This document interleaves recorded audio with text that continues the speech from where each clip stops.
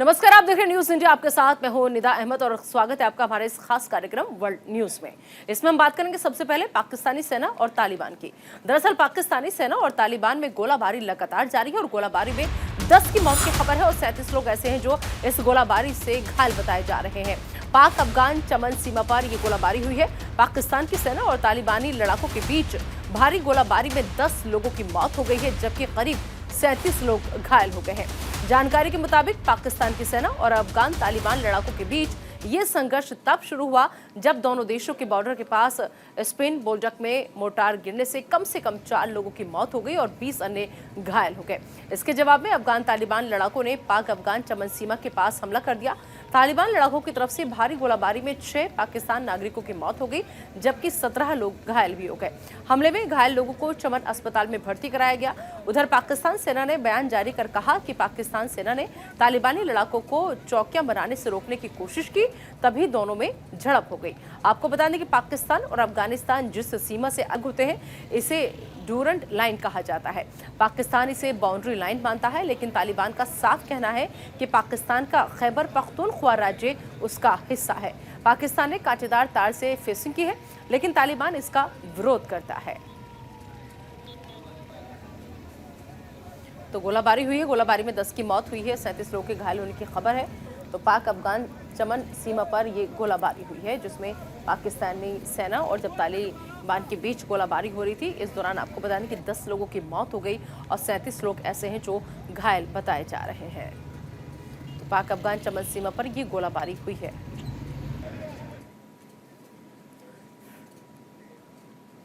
इधर पेरू में हिंसक प्रदर्शन लगातार जारी है। विरोध प्रदर्शनों में हिंसा लगातार बढ़ रही है।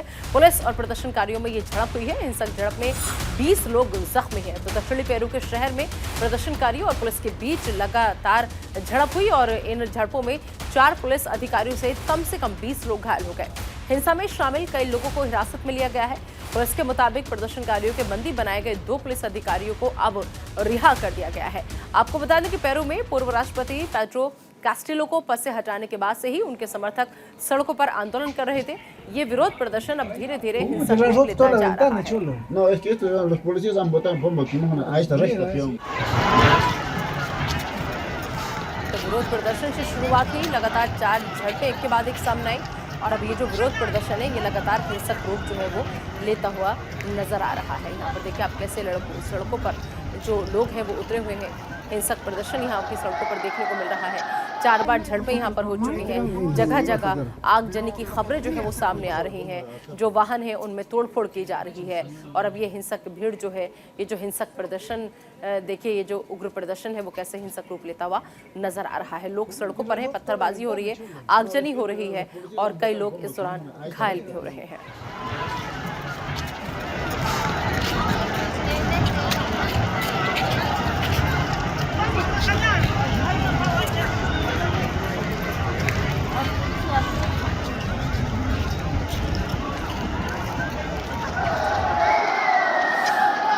Nosotros normal. No va a sacar.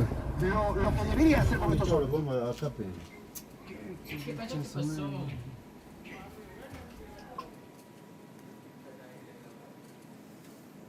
इधर यूक्रेन के राष्ट्रपति वोलोदिमीर जेलेंस्की ने कहा कि रूसी हमलों के बाद यूक्रेन के कई हिस्सों में ध्वस्त हुए पावर नेटवर्क को धीरे धीरे फिर से बहाल करने की कोशिश की जा रही है। खासतौर पर यूक्रेन के ओडेसा के काला सागर पोर्ट में बिजली की कमी को दूर करने के लिए आपातकालीन कर्मचारी काम कर रहे हैं। जेलेंस्की ने कहा है कि हमारे कर्मचारी तेजी से इस दिशा में काम कर रहे हैं। आपको बता दें कि रूसी सेना ने शनिवार को ओडेसा के 2 पावर ग्रिड पर हमला करने के लिए ईरानी निर्मित ड्रोन का इस्तेमाल किया था, जिसमें लाखों लोगों के घरों में बिजली गुल हो गई थी।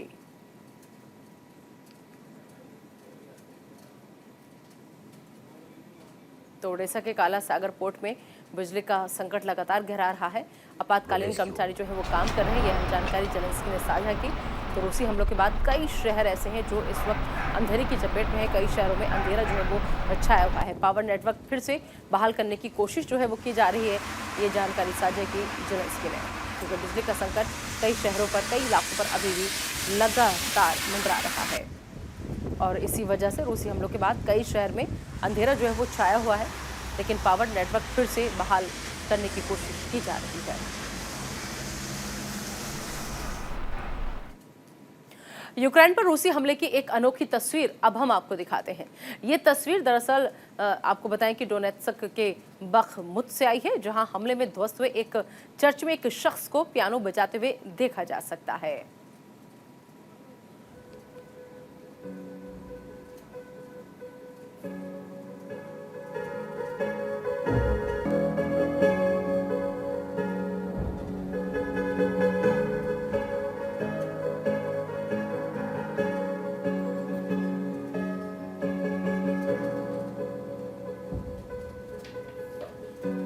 तो ये जो चर्च है जो आप देख पा रहे हैं, दरअसल ये चर्च में जो शख्स पियानो बजा रहा है, ये रूसी हमले में ये चर्च जो था वो ध्वस्त हुआ है। और उसी हमले की चौंकाने वाली तस्वीर कि एक तरफ चर्च जो था हमले में ध्वस्त हो जाता है, लेकिन इस ध्वस्त चर्च में पियानो बजाता एक शख्स जो है वो नजर आता है।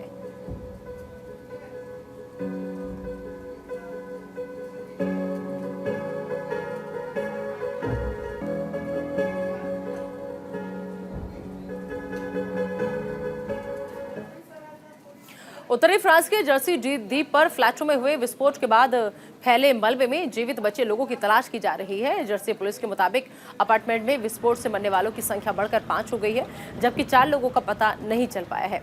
आपातकालीन सेवा में जुटी पुलिस के मुताबिक अब यहां के मलबे में किसी के जीवित बचने की संभावना नहीं है। आपको बता दें कि उत्तरी फ्रांस के जर्सी द्वीप के आवासीय इलाके की एक इमारत में जोरदार विस्फोट हो गया था, जिसके बाद वहां कई मकान ध्वस्त हो गए।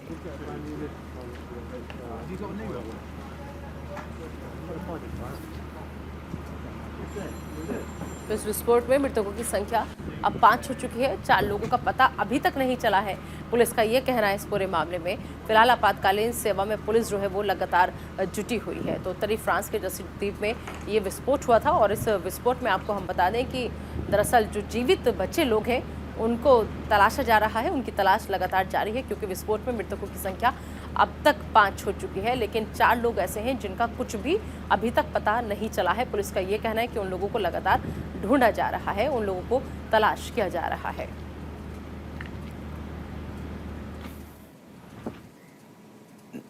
स्कॉटिश और अमेरिकी प्रवर्तन अधिकारियों ने जानकारी दी है कि साल 1988 में 270 लोगों की जान लेने वाला लीबियाई आतंकी उनकी हिरासत में है। गिरफ्तार आतंकी का नाम अबू मोहम्मद मसूद है। अमेरिका के पूर्व अटॉर्नी जनरल बिल बर ने करीब 2 साल बाद ही उसे हिरासत में ले लिया था। न्याय विभाग के एक प्रवक्ता ने कहा है कि मसूद को वाशिंगटन की एक संघीय अदालत में जल्द पेश किया जाएगा। जानकारी के मुताबिक ऐसा माना जाता है कि मसूद बम बनाने में माहिर रहा है। वो 1970 के दशक में लीबिया के खुफिया सेवा में शामिल हो गया था। वो लीबिया के बाहर कई ऑपरेशन में भाग लेता था। आपको बता दें कि मसूद ने बोइंग 747 पर बम लादकर लंदन के न्यूयॉर्क शहर के लिए उड़ान भरी थी और इस दौरान विमान पर सवार सभी लोगों की मौत हो गई थी। ब्रिटेन में अब तक का ये सबसे घातक आतंकवादी हमला था।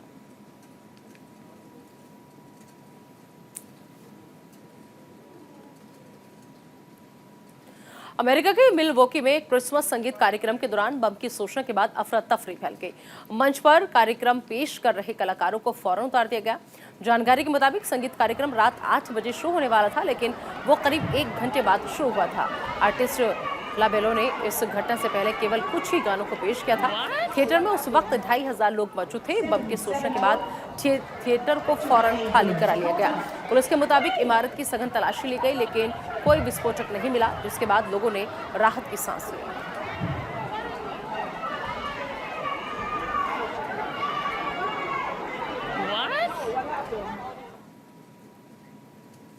यूरोपीय संघ कल यानी 13 दिसंबर को एक और आपातकालीन बैठक करने जा रहा है। इसमें यूरोपीय संघ के सदस्य राज्य के ऊर्जा मंत्री हिस्सा लेंगे और प्राकृतिक गैस बाजार को लेकर चर्चा करेंगे।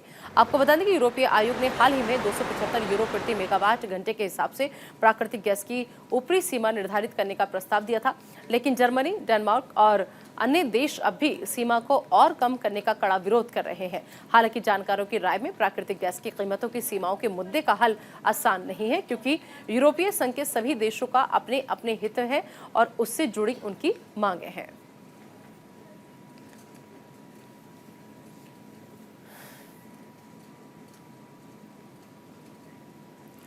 ब्रिटेन के किंग चार्ल्स ने क्रिसमस कार्ड के लिए तस्वीर जारी कर दी है और इस तस्वीर का उपयोग प्रेस के लिए किया जाना है। आपको बताएं कि बकिंगम पैलेस से जारी सूचना के मुताबिक 31 जनवरी 2023 के बाद इस तस्वीर का उपयोग नहीं किया जाएगा। तस्वीर के प्रकाशन के लिए कोई शुल्क नहीं लिया जाना चाहिए और वहीं तस्वीर में किसी भी तरीके से हेरफेर नहीं किया जाना चाहिए। ये तस्वीर क्रिसमस कार्ड के लिए जारी की गई है।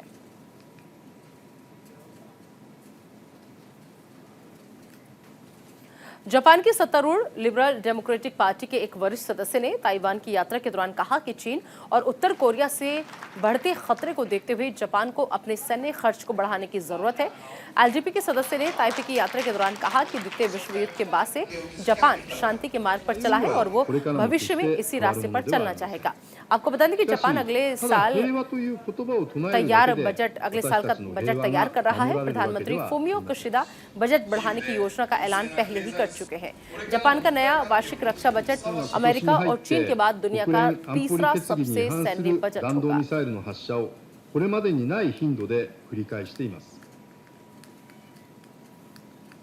और चलिए आगे बढ़ेंगे और अब बात करेंगे अफगानिस्तान की। अफगानिस्तान के उत्तरी कुंदुज में यात्री बस के पलट जाने से 5 यात्रियों की मौत हो गई है और 28 लोग घायल हो गए हैं। पुलिस के मुताबिक राजधानी शहर कुंदुज के बाहर सुबह ड्राइविंग में लापरवाही के चलते सड़क दुर्घटना हुई। घायल यात्रियों को इलाज के लिए अस्पताल ले जाया गया है। लापरवाह चालक के खिलाफ कार्रवाई की जा रही है।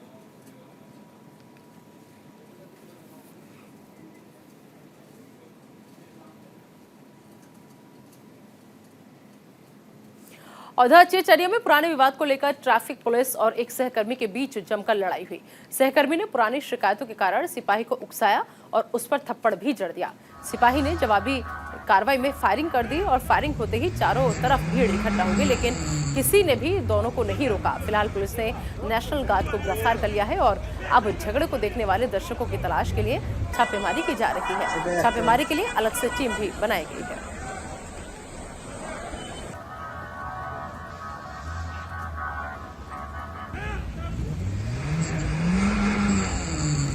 श्रीलंका में चक्रवाती तूफान मैंडू से 1300 से ज्यादा घर ध्वस्त हो गए और ऐसे में श्रीलंका के आपदा प्रबंधन केंद्र ने जानकारी देते हुए कहा कि चक्रवाती तूफान मैंडू से द्वीप देश के कई हिस्सों में भारी तबाही हुई है।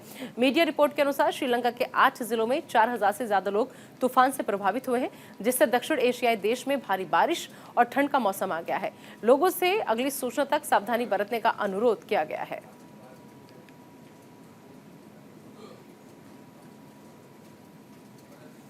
चीन में जीरो कोविड पॉलिसी में ढील देने के बाद बड़ी संख्या में लोगों की मौत का अंदेशा लगाया जा रहा है।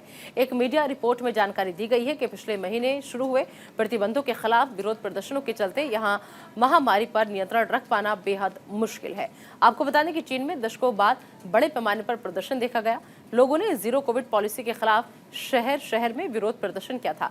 इस प्रदर्शन का असर दूसरे देशों में भी देखा गया, जिसके बाद चीन में जीरो कोविड पॉलिसी में ढील दी, लेकिन अब भारी संख्या में वहां लोगों की मौत का अंदेशा जताया जा रहा है। हालांकि मीडिया रिपोर्ट में मृतकों का कोई ठोस आंकड़ा नहीं दिया गया है।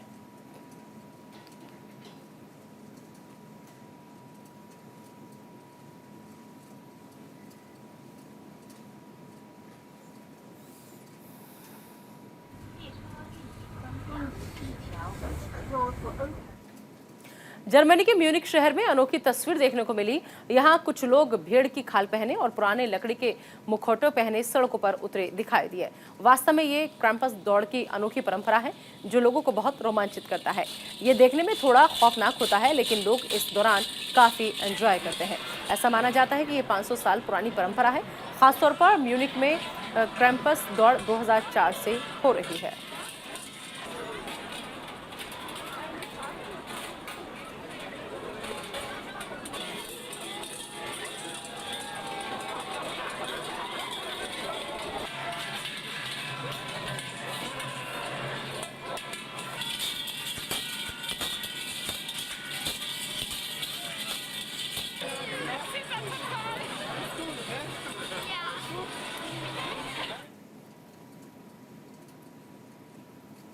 और नासा ने जानकारी दी है कि ओरियन कैप्सूल पृथ्वी के वायुमंडल से होकर गुजरा है और चंद्रमा के चारों ओर एक कठिन यात्रा करने के बाद प्रशांत महासागर में आकर गिर गया। जानकारी के अनुसार नए आर्टेमिस चंद्र कार्यक्रम के उद्घाटन मिशन के तहत Briefing अपोलो in के progress. अंतिम लैंडिंग को 50 साल बाद समाप्त कर दिया गया। हालांकि ओरियन कैप्सूल को ब्लैकआउट और चंद्रमा के चारों ओर अपनी यात्रा के दौरान बड़ी समस्या का सामना करना पड़ा था।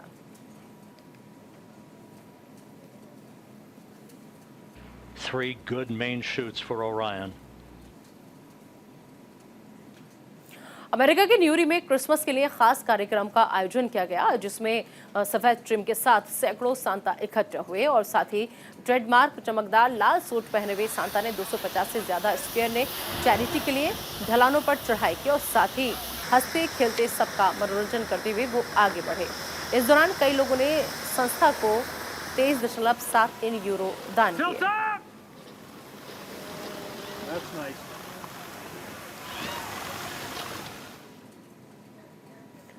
जर्मन के आपको बता दें कि जर्मन के वाल्टिन्स एरियाने में क्रिसमस से पहले कार्यक्रम का आयोजन किया गया, जिसमें फुटबॉल क्लब शाल्के के कुछ फैंस इकट्ठा हुए और साथ में जर्मन और अंतर्राष्ट्रीय क्रिसमस कैरल गाए। बता दें कि इस कार्यक्रम का आयोजन 3 साल के बाद किया गया। आयोजकों ने शल्कर स्टेडियम को एक सर्द सेटिंग करके उसको कॉन्सर्ट हॉल में बदल दिया और इस कॉन्सर्ट में टॉप एक्ट्रेस वैनेसा माई बीमार होने के कारण सिंगिंग में शामिल नहीं हो सकी। हालांकि पॉप गायक ओलाफ हैनिंग ने उनकी कमी पूरी की।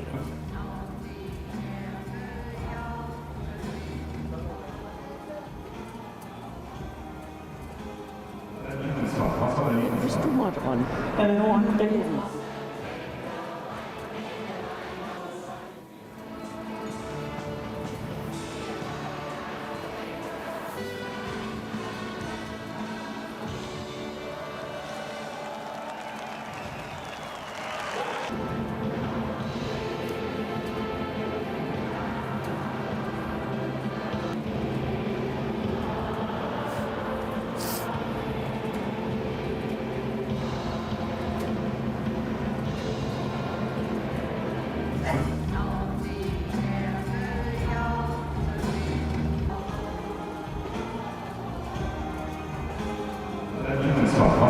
Bist du mal dran?